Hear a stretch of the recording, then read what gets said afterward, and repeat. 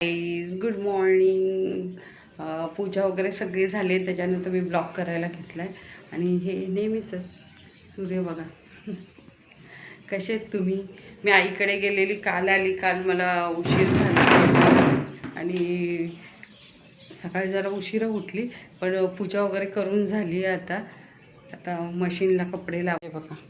Machine आता लावायची कपड्याची. तर पाणी ओतावं लागेल.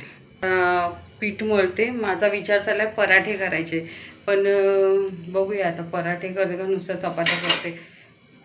पराठे करायला आता परत बटाटे उकडावे लागतील. आणि एकटे असल्यावर कंटाळ येतो. यश असल्यावर काय वाटत नाही. पण म्हणजे करायला काय होत नाही. आता बघूया काय करायचं. आधी मशीन तर लावून घेते. मशीन झाल्याच्या नंतर मग पुढची कामं बघूया मग कसं काय ते ना. तेव्हा ट्रेन पनवेल स्टेशनला उतरली मी. पण जिथून लेडीज डबा लेडीज डबा आहे तिथून उतरलं ना, तर आम्ही सरळ जातो पुढे. तर तिथून मग आम्ही वरती चढून त्या साईडला जातो. पण आता ना भुयारी मार्ग झाला आहे. मी काल फर्स्ट टाईम गेली. तर तो म्हटलं कुठे जातो, मग खाली उतरली मी. उतरल्याच्या नंतर तो कुठे निघाला माहिती आहे, डायरेक्ट गावच्या ट्रेन येतात ना तिकडे बिला. अरे बापरे, आता काय करायचं. मग गेली मी. म्हटलं बघूया काय होतं. तर वरतून बरं पडलं ते जरा. शॉपचे मॅडम आज चालूच नव्हती होत मशीन. माहिती नाही काय झालेलं. मला वाटतं पाणी कमी पडलं. डायरेक्ट असं तेव्हा बरं वाटतं.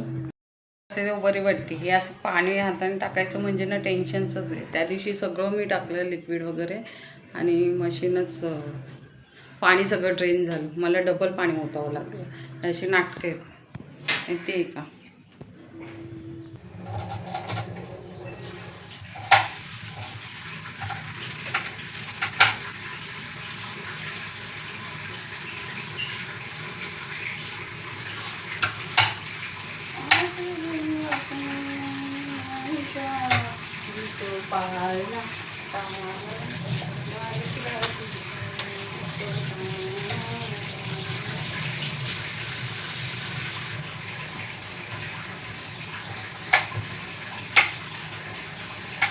सारी मशीनमध्ये मला पाणी ओतावं लागणार आहे.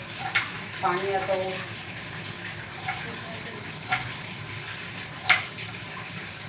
इतनी मोहब्बती सहना सकूंगा, सच मानो जिंदा रह ना सकूंगा, तुमको संभालूं है मेरा जिम्मा, मैं हूँ तो प्यारम जाने तमन्ना, मेरी कहाना सनम, अब तू मेरे साथ है, तो फिर संभाल भूल गया.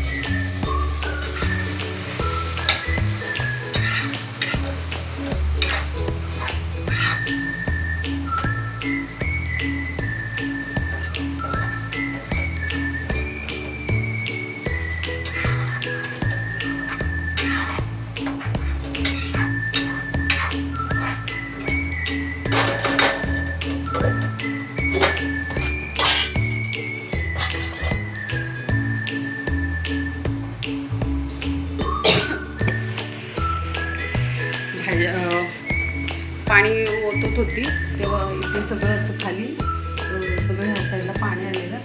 ते पुसून घेत होती. आता भाजी टाकली. भाजी होते घेते. आता आपण गप्पा मारूया. मग कसे तुम्हाला माहिती आहे, आपण जेव्हा लग्न करून येतो ना, तेव्हा ना एक गोष्ट माहिती आहे का. आता तर सर्वांच्याच लक्षात आली असेल, म्हणजे ज्यांची लग्न झाले, आता ज्यांचं नाही झालं त्यांच्यासाठी सांगतो. आपण लग्न होऊन जेव्हा दुसऱ्यांच्या घरी जातो, म्हणजे आपण सासू सासऱ्यांकडे येतो, मग तेव्हा एक ना प्रॉब्लेम होतो. काय प्रॉब्लेम होतो माहिती आहे का. केव्हा ना ते लोक ना आपल्याला समजून घ्यायला थोडा टाईम लागतो त्यांना. आणि आपल्याला त्यांना समजून घेण्यासाठी टाईम लागतो. आणि त्यावेळेस जर आपण म्हणजे शांतपणे जर समजून घेतलं एकमेकांना, वेळ लागतो त्याच्यात. आणि त्याच्यामध्ये ना भरपूर प्रॉब्लेम येतात. आता काय प्रॉब्लेम येतात माहिती आहे का. आपल्याला काय वाटतं माहिती आहे का, माझी सासू हेच आहे, माझी सासू तेच आहे, किंवा सासूला काय वाटतं माझी सून अशीच आहे, तिला काही येत नाही. पण सासूने समजून घेतलं पाहिजे का ती आत्ताच आली आहे, ती घरातली लाडकी मुलगी असेल, ती आता आपल्याकडे आली तर लगेच जबाबदाऱ्या नाही टाकाव्या. हे सगळे प्रॉब्लेम क्रिएट होतात, असं झालेलं आहे. आणि त्याच्यामुळे काय होतं माहिती आहे का, ते भांडणं वगैरे हे ते होत राहतात.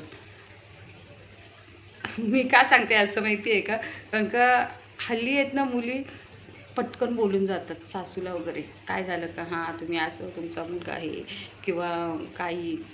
आणि सासूच्या हल्लीच्या सासू पण तशाच आहेत, त्या खूप प्रॅक्टिकल आहेत. आपण तशाच बोलते, मी का सर्वांसाठी नाही बोलत आहे, मी एक अनुभव म्हणजे असं सांगते मी तुम्हाला, माझं असं म्हणणं आहे. तुम्हाला काय वाटतं प्लीज सांगा. सगळ्याच सासू आहे, फक्त माझं एवढंच म्हणणं आहे का मुलगी आहे, तुम्ही जरा लक्ष द्या. लक्ष द्या म्हणजे ती काय बोलत असेल ना तेव्हा थोडंसं इग्नोर करा. सासू सासऱ्यांना सांगते आणि सुनांना सांगते का आपले जसे आईवडील असतात तसंच आपण पण विचार करूया. असा विचार करा ना का त्यांच्या जागेवरती राहून विचार करा. आता ती सासू तर तिला वाटणारच का सुनेने जरा लवकर उठावं, टिफिन बनवावा, आहे ना. आणि सासूने सुनेच्या जागेवर राहून जर बघितलं तर असा विचार केला पाहिजे का नाही चला बाबा तिला पण त्रास होतो, जाऊ दे. पण हे कोणासाठी आहे माहिती आहे का, ज्या सासू चांगल्या आहेत, त्यांना काही प्रॉब्लेम नाही आहे किंवा त्यांच्यासाठी. आणि जे खरंच प्रॉब्लेममध्ये आहेत, त्यांना खरंच काही होत नाही, कामं खूप एज झाले, तर सुनांनी केलं पाहिजे, त्यांनी बघितलं पाहिजे असे. बाकी काय नाही, चला बोलूया नंतर. झाली आपली झणझणीत चांगली, चालेल. मला बरी वाटते तशी. बटाटे पण शिजलेत आणि वाटण वगैरे काही नाही आहे, बस एवढीच. चपात्या करायच्या, झाकून ठेवून बंद करू. आणि काय नाटक झालं बघा, मला परत आता पाणी ओतावं लागतं आहे. आता ही तिसरी वेळ आहे. मग विचार केला उपवास झालाच आहे, तर आता महाशिवरात्रीपासून उपवास आपण स्टार्ट करूया. तर झाले माझे उपवास स्टार्ट झाले. कालचा उपवास होता माझा आणि योगा असा की काल पण मी उपवास सोडलेला नाही आहे. मी निघून आली आईच्या इथून. आई म्हणत होत्या जेवणार आहेस का, इथून जेवूनच जा. तर मी म्हटलं नको, घरी जाऊन करेल मी. तर यश आला नव्हता, त्याला काही काम होतं तर यश आला नव्हता. तर मी एकटीच आली. आल्याच्या नंतर मग मी बघितलं, बाईकवरून आल्याच्या नंतर असं ना, आता मुलगा आहे म्हटल्यावर आपण काहीतरी जेवण बनवणार किंवा काय. आता बाईकवरून आल्याच्या नंतर मी अर्ध्या तासात येते, 20 मिनिटात वगैरे येते. पण मी ट्रेनने आली तर मला 9:30 वाजले, घरी येईपर्यंत 9:45 झालेले. थकून गेलेली.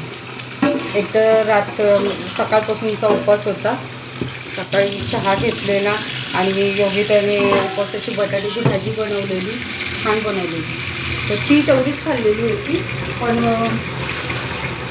नंतर काय खाल्लंच नाही. मग तो उपवास झाला आणि आता मला उपवास सोडायचा आहे. त्याच्यासाठी मी एवढ्या लवकर भाजी केली. आता फक्त चपाती करते आणि वरण भात काय करणार नाही आहे. कारण आपण उपवास सोडताना वरण भात आणि भाजी चपाती लागते. तर मी आता फक्त भाजी चपातीवरती सोडू. त्याच्यासाठी ना मला आता मरगळल्यासारखं झालं माहिती आहे का. म्हणजे दुधाची पिशवी पण मी आणायला विसरली. दुधाची पिशवी असते तर चहा तरी केला असता, चहा तरी घेतला असता. मी आता वाजली 9:15 झाले.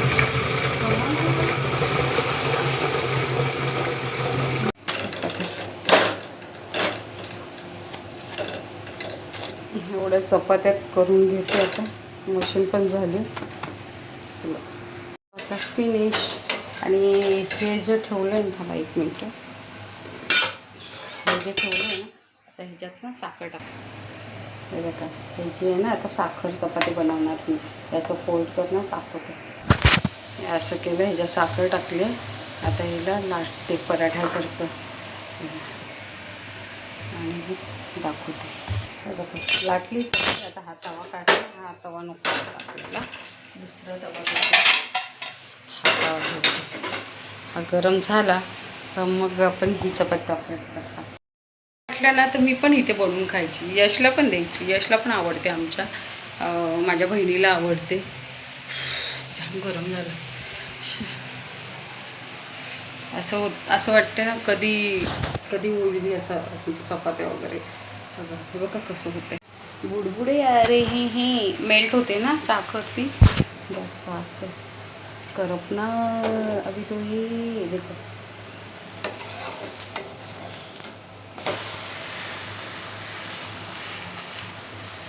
त्याला म्हणतात साखर चपाती. असं कोणी कोणी खाल्ली आहे किती धूर निघतो बघा. एक दिवस लावलं आहे तरी कोणी खाल्ली अशी साखर चपाती. अशी ठेवून देते मी. आता हा सगळा पसारा उचलायचा आहे. खूप चांगला करूया. खाली आलो बरं वाटतं. टॉप कसं वाटतं मस्त आहे ना. डीमार्टमधून घेतलेला मला होत होता. आता बरं चलो भाजीचा. आणि समजलं का भाजीमध्ये मी मीठच नाही टाकलं. आणि जेवण बनवताना मी कधीच टेस्ट करत नाही कारण का मला माहिती आहे गोष्ट आपण कधीच करायचं नाही. जेवण विसरली मी. आता मीठ टाकून परत शिजवते आणि मग काय. A few moments later. Friend बघा संध्याकाळचे 6:15 झाले म्हणजे 6:20 झाले. आता उठली मी फ्रेश झाली आणि कपडे बघा चेअरवरती घेतलेले सकाळी कपडे ते पडलेत. आता ते उचलूया. चहा तर नाही घेणार. देवपूजा करायची आता आणि मग जेवण तर काही नाही आहे. सकाळची चपाती आणि भाजी आहे तर मला ते होऊन जाईल. मी एकटी तर मला काय प्रॉब्लेम नाही आहे त्याचा. बाकी काय म्हणत आहे. दुपारचं कोण कोण झोपतं. ॲक्च्युली मला झोप नाहीत जास्त. थोडीफार म्हणजे किती वाजता येईल माहिती आहे का. म्हणजे अशी मोबाईलमध्ये राहते काय कामं असतं ती करते आणि डायरेक्ट मला 5:30 वाजता जराशी झोप लागते. म्हणजे 5-10 मिनटाची वगैरे मग लगेच उठते. कारण का लगेच 6 वाजतात आणि आपल्याकडे संध्याकाळचं झोपत नाहीत. तेच आहे. उठल्यावर परत झाडू वगैरे मारायचा. पुढची तयारी करायची. जेवणाचं वगैरे असेल करायचं तर नाहीतर नाही. बाहेरचा व्ह्यू दाखवू तुम्हाला. हे बघा संध्याकाळचा व्ह्यू. त्या साईडला ना स्मशान आहे. हे ना हे पिवळं दिसतं ते स्मशान आहे. माझ्या खिडकीतून दिसतं आणि प्लेन चालले दाखवते तुम्हाला. दिसेल का बघा. थांबा दिसलं.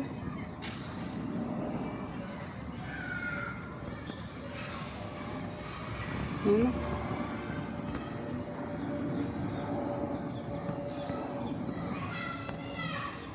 असं काही असतं आमच्याकडे.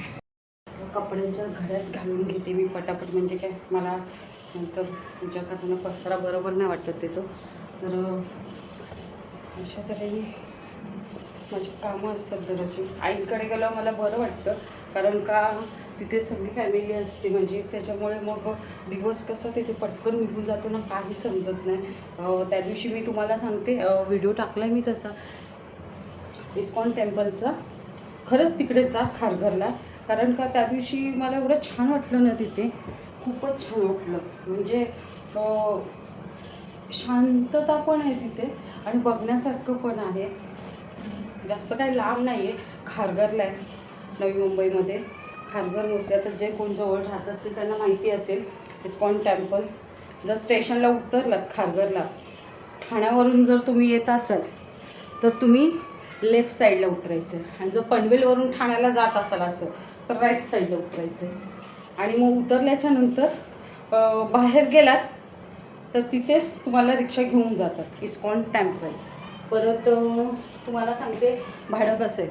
जर शेअरिंग रिक्षा केली तुम्ही तर 25 रुपये घेतात आणि प्रायव्हेट रिक्षा केली तर 70 रुपये घेतात. आता आमच्याकडून 70 रुपये घेतलेले त्या दिवशी. तर त्याच्यात तसं मी तुम्हाला सांगते. बाकी काही जास्त नाही. आणि खाण्यापिण्याच्या वस्तू पण छान आहेत तिथे. पिण्याच्या म्हणजे खाण्याच्या. मी हे कपडे लावतो बघा.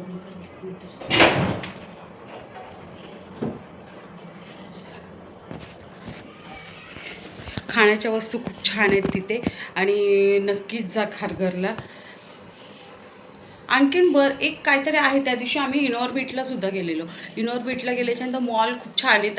तसं मी आधी पण गेलेली आहे, नवीन झालेलं तसं.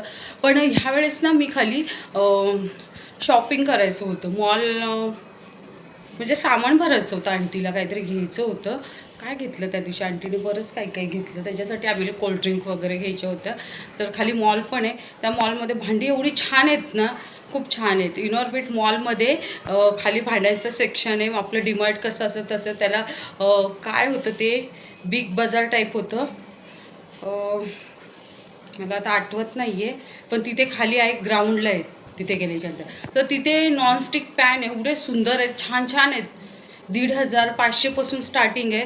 पण खूप छान आहेत वस्तू, एवढ्या छान आहेत. खरंच मला तरी वाटतं तुम्ही जावं. मी एक ब्लॉग टाकलेला आहे स्पेशली त्या सेक्शनचा. पूर्ण भांडी आहेत, नॉनस्टिक पॅन वगैरे, काचेची ग्लास आहेत, प्लास्टिकची भांडी आहेत. खूप वेगवेगळ्या प्रकारचं. ते आता नवीन कुकर निघालं आहे ना, ते असं वरच्या साईडने बंद करतात. ते मला नाही माहिती काय म्हणतात त्याला. ते सुद्धा होतं तिथे. आणि आता जी भांडी आहेत तिथे एकदम जाडवाली असतात ना, SS ची स्टेनलेस स्टीलची, ती भांडीसुद्धा आहेत तिथे. खरंच मला तरी वाटतं तुम्ही जावं एकदा. इनॉर्बिटला गेलात ना तर तिथे जा खाली. खरंच जा. कारण मी तर जाणार आहे बाबा, दिनेशाला मी तर जाणार आहे. आताच आमच्या योगिता पण बोली का हा जाऊया म्हणून. तर बघूया नेक्स्ट टाईम कधी जायला भेटेल तेव्हा. काय मला भांडी वगैरे घ्यायची असेल तर नक्कीच मी ब्लॉग टाकेल तेव्हाच आपण. आणि जर जवळपास कुठे तुम्ही राहत असला तर खरंच जाऊन बघा तुम्ही तिथे. मला तरी असं वाटतं का भांडी खूप रेंज चांगलं आहे भांड्यांचं. म्हणजे प्राईस खूप चांगले, खूप असं जास्त पण महाग नाही आहे, खूप छान आहे. तर खरंच घ्या तुम्ही ती. म्हणजे जा तुम्ही आणि बघा तिथे इनॉर्बिटमध्ये. बिग बाजार नाही, काय म्हणतात मला आठवतच नाही आता. चालेल ठीक आहे, तुम्हाला जर आठवत असेल तर कमेंटमध्ये सांगा मला काय आहे ते खाली. पण जा तिथे. ओके, बाय, टेक केअर, काळजी घ्या.